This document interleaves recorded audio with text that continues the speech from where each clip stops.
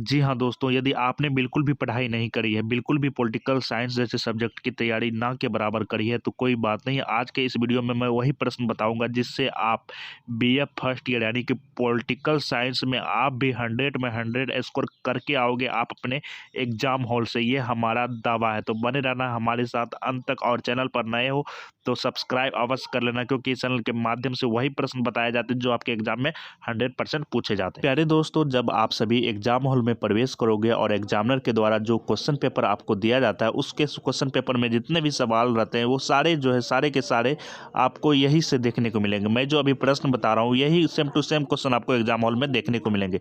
ये मेरा 100% दावा है दोस्तों, क्योंकि मैंने पिछले 10 वर्षों के प्रश्न पत्र को देखा है, और जो क्वेश्चन बार बार रिपीट होते आ रहे हैं वही प्रश्न आपके एग्जाम में बनते हैं। ये मेरा खुद का एक्सपेरिमेंट है, ठीक है। आप हमारे पिछले वीडियो को भी देख सकते हो, और एक्सपेरिमेंट 100% जो है सक्सेसफुल रहा है, ठीक है। राजनीति विज्ञान पेपर 1 बीए पार्ट 1 वाले बच्चे ध्यान से देखोगे, बीए फर्स्ट ईयर यानी कि पार्ट 1 पेपर 1 देख रहे हैं पॉलिटिकल साइंस, और कुल मिला के टॉप 10 क्वेश्चन देखेंगे। इन्हीं टॉप 10 क्वेश्चन में से आपके एग्जाम में सवाल पूछे जाएंगे, ठीक है। तो इस बार जितने भी बच्चे एग्जाम देने जा रहे हैं वो क्या करेंगे, कॉपी कलम लेके बैठ जाएंगे और प्रत्येक सवाल को लिख लेंगे। इसके बाद प्रत्येक सवाल का जो है वो आंसर शीट तैयार करके एक बार अवश्य देख लेंगे, ठीक है। यदि आप भी चाहते हैं 8 दिन में पॉलिटिकल साइंस जैसे सब्जेक्ट में 100 में 90 स्कोर करना, तो प्यारे दोस्तों इसके लिए आपको क्या करना होगा, ये सारे प्रश्न को कॉपी कर लेना होगा और सारे प्रश्न का आंसर तैयार कर लेना होगा, ठीक है। तो आंसर के ऊपर तो हम विस्तार से चर्चा करेंगे, पहले आप क्वेश्चन देख लीजिए। राजनीति विज्ञान की व्याख्या कीजिए, ठीक है। ये प्रश्न जो है 100% VBI, ठीक है।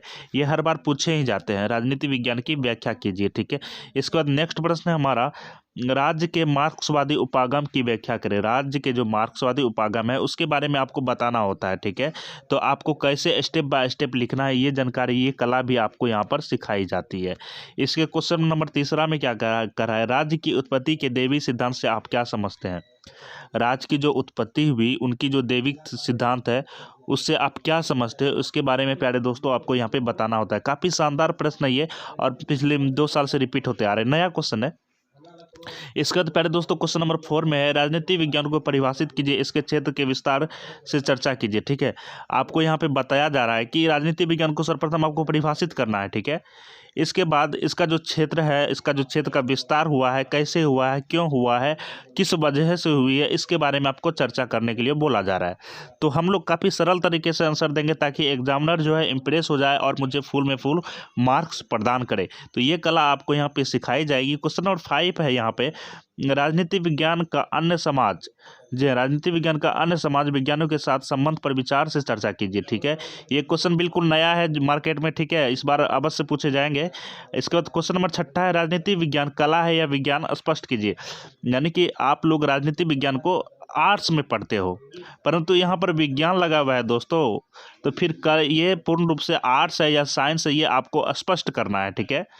राजनीति में विज्ञान लगा हुआ है, परंतु ये आर्ट्स है, और आर्ट्स में हम लोग पढ़ते हैं, तो फिर इसे विज्ञान इसमें क्यों जोड़ा गया है, इसे आपको स्पष्ट करना होता है, ठीक है।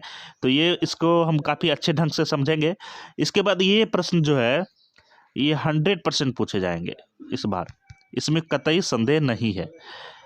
उदारवाद से आप क्या समझते हैं, उदारवाद से आप क्या समझते हैं, राज्य के कार्यों के उदारवादी सिद्धांत की व्याख्या कीजिए। तो प्यारे दोस्तों कोई नहीं है टक्कर में, क्योंकि यही प्रश्न 100% पूछे जाते हैं। तो उदारवाद के बारे में आपको बताना होगा। इसके बाद उदारवाद के बारे में जब आप बता दोगे एग्जामिनर को, फिर राज्य के कार्यों के उदारवादी सिद्धांत, राज्य में जो कार्य चल रहे हैं उसमें उदारवादी सिद्धांत की क्या भूमिका है, उनके बारे में आपको व्याख्या करना होता है, ठीक है। इसके बाद क्वेश्चन नंबर 8वां है कि राज्य के कार्यों के मार्क्सवादी सिद्धांत पर यानी कि चर्चा करें। राज्य के जो कार्य के मार्क्सवादी सिद्धांत हैं उसके बारे में आपको चर्चा करने के लिए बोला जा रहा है, ठीक है। क्वेश्चन नंबर 9 है, संप्रभुता की विशेषताएं। संप्रभुता की क्या सब खूबसूरती है, क्या, देखिए इनके बारे में आपको 2 तरीके से बताना है, 2 पहलुओं से बताना है, ठीक है। यहाँ पे विशेषताएं पूछी जा रही हैं, इनकी खूबसूरती पूछी जा रही है, इनके तारीफ में आपको बोलने के लिए कहा जा रहा है, तो इसके बारे में भी चर्चा करेंगे। इसके बाद स्वतंत्रता को स्पष्ट कीजिए। माना कि भारत अब स्वतंत्र देश है, ठीक है, परंतु ये स्वतंत्रता है क्या, इसके बारे में आपको जानना होता है। आखिर क्या चीज़ की स्वतंत्रता दी गई है? पहले ऐसी कौन सी स्वतंत्रता नहीं थी भारत के पास 1947 से पहले, जो कि 1947 के बाद इन्हें प्रदान की गई है? तो इनके बारे में हम लोगों को विस्तार से समझना होता है दोस्तों। इसके बाद क्वेश्चन नंबर हम लोग 11 में चलते हैं। शक्ति को परिभाषित कीजिए, ठीक है। माना कि कोई गवर्नमेंट है, ठीक है, वो जब सत्ता में है तो उनको शक्ति दी गई है, पावर दी गई है। वही पावर को यहाँ पर एक्सप्लेन करने के लिए बोला गया है, ठीक है। पावर कैसी भी हो, एक आम मंत्री से लेके एक हाई लेवल तक का हम बात कर रहे हैं, सभी के पास पावर दी जाती है। आखिर पावर है क्या? पावर मिलते ही इंसान आखिर फर्श से अर्श पर क्यों चला जाता है? तो इनके बारे में आपको परिभाषित करना होता है। इसके बाद क्वेश्चन नंबर 12 है हमारा, आखिरी क्वेश्चन है प्यारे दोस्तों। एक यहाँ पर ये क्वेश्चन पूछा जाता है, जॉन रॉल्स के न्याय सिद्धांत को स्पष्ट करे। जॉन रॉल्स का जो न्याय सिद्धांत था उसको स्पष्ट करे, ठीक है। अब बात रहा, यदि आपको भी इन प्रत्येक प्रश्न का आंसर शीट चाहिए, क्योंकि हम इस वीडियो में प्रत्येक प्रश्न का आंसर शीट नहीं दे सकते, क्योंकि वीडियो जो है काफ़ी लंबा हो जाता है। एक प्रश्न को लिखने के लिए आपको 6 पेजेस की ज़रूरत होती है। यहाँ पे कितने हैं? 12 प्रश्न है, ठीक है। तो यहाँ पे 72 पेजेस की आवश्यकता होगी। तो वीडियो जो है काफ़ी लंबा चौड़ा हो जाएगा, मुझे लगता है कि 3-4 घंटे का हो जाएगा। तो और आप लोगों को भी वीडियो देखना उतना पसंद नहीं है, तो आप लोगों के लिए मैंने PDF तैयार कर रखा है, ठीक है। इन सभी प्रश्न का जो है PDF मैंने तैयार कर रखा है। यदि आपको भी PDF के फॉर्मेट में इन प्रत्येक सवाल के जवाब चाहिए, तो आपको क्या करना होगा, डिस्क्रिप्शन में मैंने टेलीग्राम का लिंक दे रखा है, आपको वहां पर क्लिक करके ज्वाइन हो जाना है। मैंने आंसर शीट कुछ सवालों का तैयार कर लिया और कुछ का आप करना बाकी है। उम्मीद है कि 4 से 5 दिन में सारे सवाल के जवाब तैयार हो जाएंगे। आपको जो है टेलीग्राम के माध्यम से बिल्कुल निःशुल्क में दिए जाएंगे, जिसके 1 भी रुपये नहीं लिए जाते, परंतु इसके बदले में क्या लिए जाते? तो एक सब्सक्राइब लिया जाता है दोस्तों। तो मिलते हैं नेक्स्ट वीडियो में इसी तरह के सवाल के साथ। Thanks for watching, bye bye, take care, जय हिंद दोस्तों।